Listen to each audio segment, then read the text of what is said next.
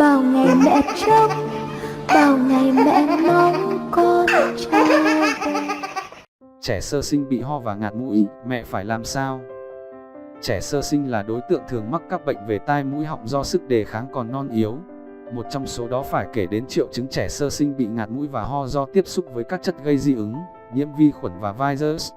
Khi đó, bố mẹ cần có cách trị ho và ngạt mũi cho con để tránh trường hợp bé không thở được sẽ dẫn đến mệt mỏi, quấy khóc, ảnh hưởng đến sức khỏe của bé. Sử dụng nước muối sinh lý. Dùng nước muối là một biện pháp an toàn và phổ biến giúp chữa ngạt mũi cho bé. Muối có tính kháng khuẩn rất tốt nên có tác dụng làm thông mũi hiệu quả.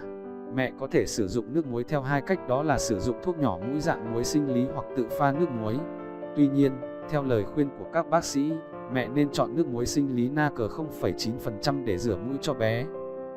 Cách nhỏ nước muối sinh lý cho trẻ sơ sinh như sau. Mỗi lần nhỏ mẹ chỉ nên nhỏ một giọt một bên mũi và không nên đưa sâu ống dẫn vào hốc mũi.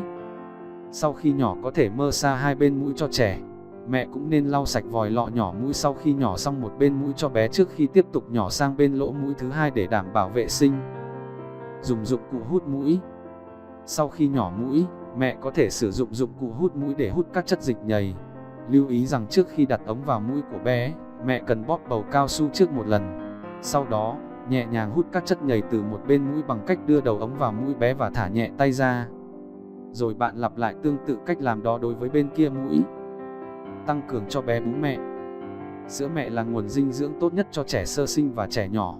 Không những thế, sữa mẹ còn là một loại thuốc tự nhiên giúp tăng cường hệ miễn dịch, chống chọi lại với các căn bệnh thường gặp ở trẻ.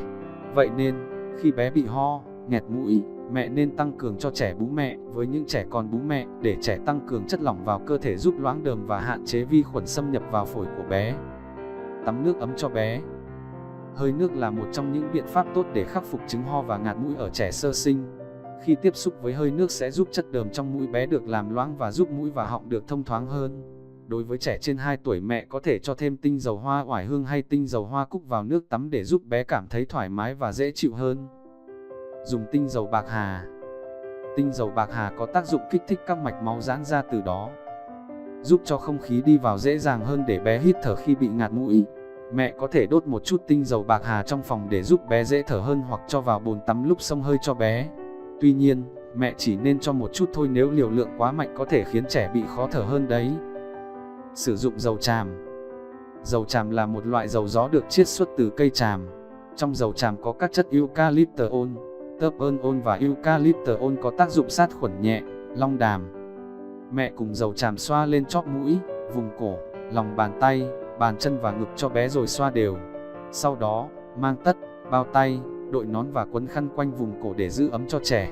Mẹ tuyệt đối không tự ý nhỏ thuốc mũi cho con những thuốc có nồng độ không thích hợp, cũng như tự ý pha thuốc nhỏ mũi cho bé.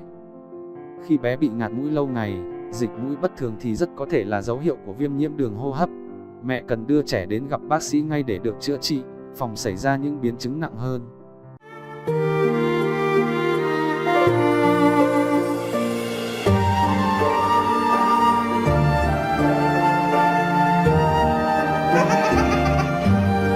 Bao ngày mẹ ngóng, bao ngày mẹ trông, bao ngày mẹ mong con